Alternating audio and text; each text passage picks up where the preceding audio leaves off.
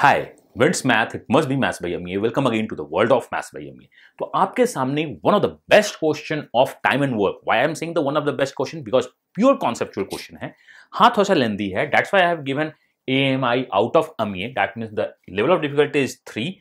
इसका level of difficulty 3 है, time consuming है। ये क्वेश्चंस दिखते कहाँ पे हैं? ये क्वेश्चन जनरली दिखते हैं MBAs में, SBI PO में, या कभी SSC मेन स्टफ हुआ तो वहां दिखेगा। सो राउंड 3 का मतलब अगर आप राउंड 3 में पहुंचते हो, that is the 1 2 3 4 5 6 7 8 9 liner question है, तो जनरली हम इसको वन गो में तो करने वाले नहीं है। पहली बात तो हमें इसे करना नहीं है। दूसरी बात भी हम सोच के छोड़ देंगे कि बाकी क्वेश्चन को ट्राई करते हैं। अगर मेरे पास टाइम बचेगा और मुझको नहीं लगता है कि और कोई मुझसे क्वेश्चन सॉल्व हो रहा है, तो इस क्वेश्चन को सॉल्व करेंगे। तो ये कंप्लीट कॉन्सेप्चुअल है। एग्जाम पर से क्वेश्चन ये दिख सकते हैं और बहुत अच्छे क्वेश्चंस हैं, तो दिखने चाहिए भी। तो ये दिख सकता है क्वेश्चन। तो अगर आप चाहते हो टॉप रैंक होल्डर करना in a CAT, you want the 99.99 something और you want to get the top ranks in the other examination, तभी इस क्वेश्चन को ट्राई करना। अदरवाइज आप छोड़ देना कि आप you are not the right person to go for any examination. इसको आप अभी, बिकॉज एग्जाम्स नहीं है, अगर आप अभी छोड़ रहे हो तो you are not the right person to go for any examination.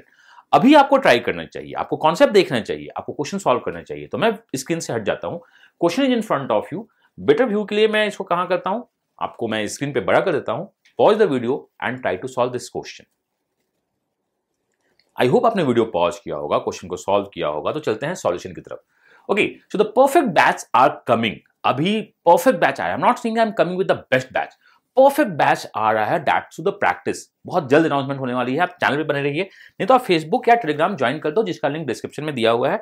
तो आते हैं हम अपने काम के बात के लिए, इस क्वेश्चन को करना है सॉल्व। तो देखो आपके पास है क्या, आपके पास 3 लोग हैं। ABC can do a piece of work in the alternate days. ABC alternate days काम करता है, एक आदमी एक दिन काम करता है। If A start work first followed by B and C, तो मतलब मुझे पता है कि ABC स्टार्ट करते हैं, पहले A बाद में B देन C। तो आपको टाइम कितना लगता है? आपको टाइम लगता है 38 1/3। तो देखो एक दिन अगर ये काम किया, ये काम किया, ये काम किया, तो मुझको पता है 3 डेज का प्रोसेस चल रहा है। 3 डेज का प्रोसेस चल रहा है, बाद में 6 डेज होगा। 3 का कौन सा मल्टीपल है? तो मैं बोल सकता हूं कि बॉस अगर मैं इसमें देखना स्टार्ट कर दूं तो 12 डेज तक इन्हें ने भी काम किया होगा, 12 डेज यहां भी काम किया होगा। सबने काम कितना किया? 12 डेज 12 डेज 12 डेज, मुझको पता है। उसके बाद क्या हुआ? 38 डेज, मतलब एक दिन और लो, 36 आपका हो चुका है, आपको पता है। सो द फर्स्ट केस में मुझको पता है कि 36 हो चुका है, 36 डेज हमारे टोटल हो चुके हैं। 37 38 और एक्स्ट्रा कितना है? 1/3, यही है। तो ये this one is the first days का, फर्स्ट कंडीशन का इक्वेशन कि we have to go for the 38 1/3। 38 1/3 in the process ABC। 12 तुमने किया होगा, 12 तुमने किया होगा, 12 तुमने किया होगा। पहले A स्टार्ट किया, फिर B स्टार्ट किया, फिर 1/3 मुझको पता है। तो अगर आप इसका इक्वेशन लिखोगे, तो इक्वेशन जनरली हम लोग लिख के बहुत कुछ लेके नहीं जा पाते हैं। तो इस क्वेश्चन में इक्वेशन बनाना हमें होगा। टाइम एंड वर्क का एक चीज मान लो, if all variables are not given and we have to work on 3 equations. तो इक्वेशंस इतना इजी नहीं होता है। क्यों नहीं इजी होता है मैं आपको अभी लास्ट में बता दूंगा। उससे पहले देखते हैं, यहां पे एक वर्ड लिखा हुआ है जो मैंने ऐड किया है, ऑल इंटीग्रल डेज। सबके सब इंटीग्रल डेज लेते हैं, ये कुछ आपको हिंट दिया गया है, उसको देखते हैं। तो मुझको पता है दिस इज कंडीशन 1, मैं इसको कंडीशन 1 लिखता हूं। कंडीशन 2 में पहले किसने स्टार्ट किया? B ने। देन फिर किसने किया? फिर C ने काम किया। और आपको लगा कितना? 38 2/3, 36 37 38 और यहां क्या होगा? 2/3, ये मुझको पता है। केस 3 को देखते हैं, पहले किसने स्टार्ट किया? C ने।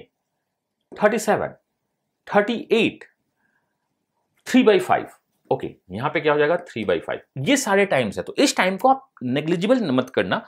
अगर आपको इक्वेशंस बनाने की जरूरत पड़ी, आपको लगता है कि इक्वेशन है, तो आप देखना पहला सारे वेरिएबल्स हैं तो हम तो एलसीएम नहीं ले सकते हैं। मुझको पता है कि ए ने 13 डेज तक काम किया।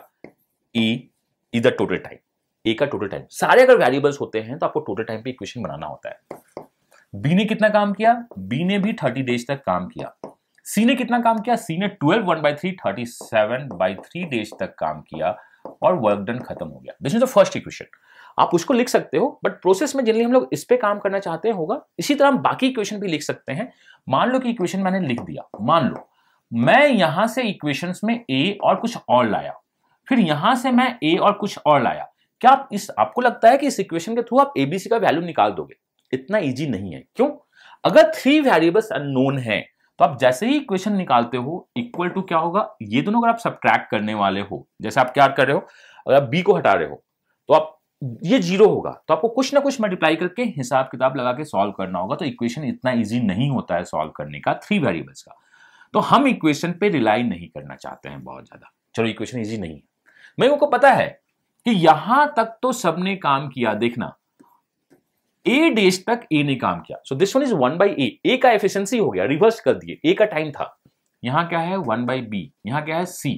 तो ये जो वर्क डन हुआ है, इनसे इन्होंने जो वर्क डन किया है मुझको पता है, क्योंकि ये तो सबने काम किया है, ये वर्क डन है। यहां पे जितना ए ने काम किया, यहां जितना बी ने काम किया, यहां जितना सी ने काम किया, ये सारे वर्क डन सेम होंगे। क्या आपको ये बात समझ में आई?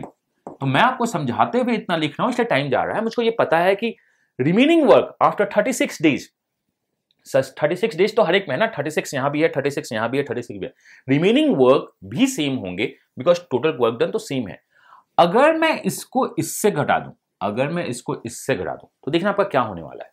अगर आप इसको घटा रहे हैं तो आपको एक बात पता है, दीज आर द एफिशिएंसीज। तो मैं अब देखता हूं, मैं इसको हटा दूंगा, मैं इसको हटा दूंगा, ये मुझको पता है। तो मैं लिखने वाला कहां पे हूं, ए बी सी में। अब यहां पे जो 1/a है, मैं इसको ऊपर लिख रहा हूं, क्यों? क्योंकि इससे मेरे को मिल जाएगा क्या, you will gate nothing but efficiency. 1 से 1 माइनस 2/3 जाएगा, तो ये मुझको पता है 1/3 होगा विथ ए। मैं ए को ऊपर लिख रहा हूं, दैट इज एफिशिएंसी। तो आप यहां पे जब लिखते हैं तो ये टाइम इक्वेशन है, तो मैं टाइम इक्वेशन में नहीं जा रहा हूं, टाइम इक्वेशन से मेरा ट्रब होता है। मैं एफिशिएंसी में इक्वेशन क्यों बना रहा हूं आपको पता होना चाहिए, क्योंकि एफिशिएंसी इक्वेशन से मुझे कुछ ना कुछ मिल जाएगा। तो मैं इसको यहां से ए को हटाता हूं, आपको पता है कि ऐसा कुछ हो रहा है। यहां पे आपके पास क्या है, 3 है। तो मैं इक्वेशन एफिशिएंसी में बना रहा हूं, यहां पे भी ए मल्टीप्लाई किया, यहां ए मल्टीप्लाई किया, यहां ए मल्टीप्लाई किया। 1 डे ऑफ द ए का work, 1 day of the B का work, 1 day of the C का work is the work completed. मैं इक्वेशन बना रहा हूं एफिशिएंसी में। This is the actual equation जो बनना चाहिए। तो मैं जो इक्वेशंस देखना चाहता हूं कि ऐसा करो, एफिशिएंसी इक्वेशन लिखो। अब ये एफिशिएंसी इक्वेशन क्या होता है आपको पता होना चाहिए। The meaning of efficiency equation is, variable ऊपर में होते हैं, टाइम इक्वेशन में वेरिएबल नीचे होता है। ये बहुत कॉन्सेप्चुअल बात है। इससे ये घटेगा, ये कैंसिल आउट हो जाएगा। 1/3 माइनस 1 का मतलब 2/3 सी जाएगा, आपका ये 0 होगा। यहां से आपका क्या होगा, a इक्वल टू 2c होगा, मतलब a/c का जो वैल्यू होगा 2:1 होगा। ये हुआ क्या, ये एफिशिएंसी हुआ। मैंने निकाला क्या, एफिशिएंसी। तो इतना लिखने में मुझको नहीं लगता है कि आपको बहुत ज्यादा टाइम जाएगा। अगर आपने क्वेश्चन पढ़ा, राउंड 1 तो नहीं है, बड़ा है, राउंड 2 नहीं हो सकता है क्योंकि उसमें आप बहुत क्वेश्चन सॉल्व कर सकते हो।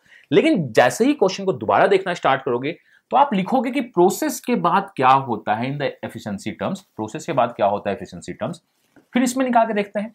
यहां से देखो आपका सीसी कैंसिल आउट होगा, 2/3 minus 1 is equal to minus a/3, ये मुझको पता है। और यहां क्या हो जाएगा, प्लस 1 माइनस दिस का मतलब 2/5b इज इक्वल टू 0। यहां से 2/3, तो मुझको पता है कि a/3 is equal to 2/5b।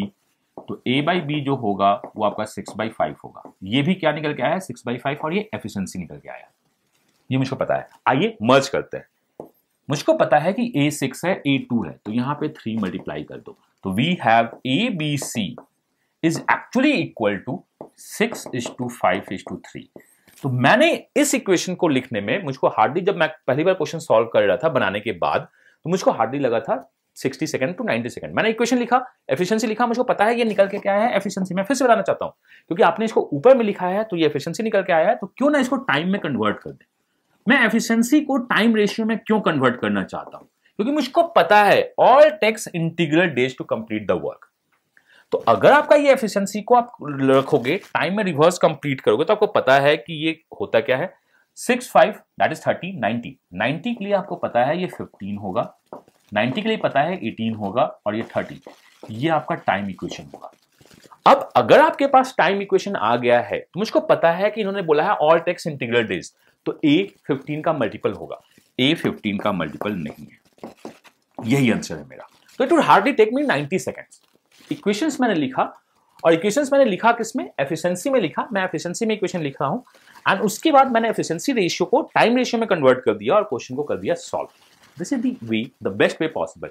But what happens if, अब मैं आता हूं कॉन्सेप्ट की बात, कि व्हाट हैपेंस इफ, अगर मुझको निकालना हो क्वेश्चन को करना हो सॉल्व। तो आपको कुछ नहीं करना होगा, आप किसी तरह इक्वेशन लिखो, वो रेशियो आपको निकाल के देता है, रेशियो से आप काम कर दीजिए।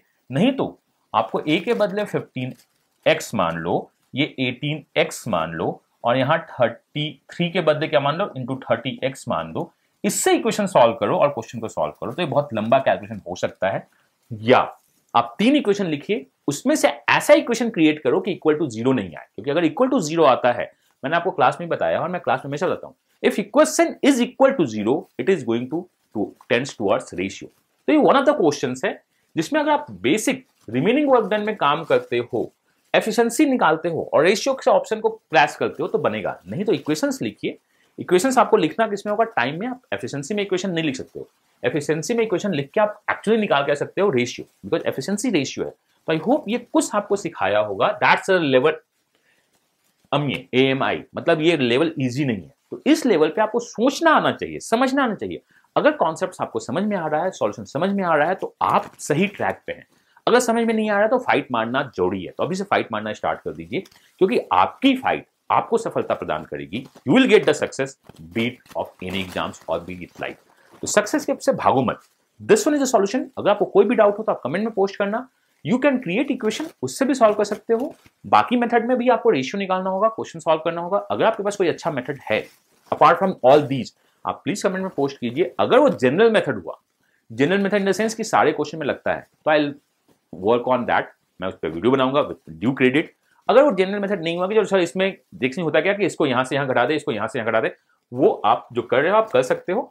वो जनरल मेथड नहीं होता है, वो नॉर्मल सा आपका कंडीशनल मेथड होता है, जिसको हम कभी और डिस्कस करेंगे। तो one of the best question of time and work with detailed explanation आपके पास है। Work on the efficiency ratio, time ratio में कन्वर्ट करो। टाइम रेशियो तभी वर्कआउट करता है जब ऑल टेक्स इंटीग्रल और आप ऑप्शन एलिमिनेट कर पाते हो, नहीं तो ये वर्कआउट नहीं करता। तो this one is the LOD 3 for the time and work. तो क्या आपसे क्वेश्चन अब बन सकता है कि क्या LOD 4 और LOD 5 भी आते हैं? जब 3 ही इतना टाइम लगता है तो LOD 4 और LOD 5 कितना टाइम लेते होंगे? तो LOD 4 और LOD 5 भी मैं क्वेश्चन पोस्ट करता हूं, ओनली टू बिल्ड कॉन्सेप्ट्स। चलो आपने पढ़ाई कर ली, कॉन्सेप्ट बना लिया, तो और दिमाग लगाते हैं। वो एग्जाम्स के क्वेश्चन से थोड़े से अलग होते हैं। हो सकता है एक क्वेश्चन आ जाए 4 का, बट चांसेस बहुत कम है। LOD 4 और LOD 5 का मतलब होता है कि multiple concepts with in questions, वो वहां दिखता है। तो वो उन लोगों के लिए होता है जिनको मैथ्स से प्यार है, जिन्हें कॉन्सेप्ट सीखना और पसंद है, जिन्हें अपने आप को इंप्रूव करना होता है एग्जाम्स के लिए, एग्जाम से बाहर भी। तो अगर आपका टारगेट है एग्जाम क्रैक करना, तो LOD 3 तक आप सॉल्व कीजिए, कॉन्सेप्ट बिल्डर तक।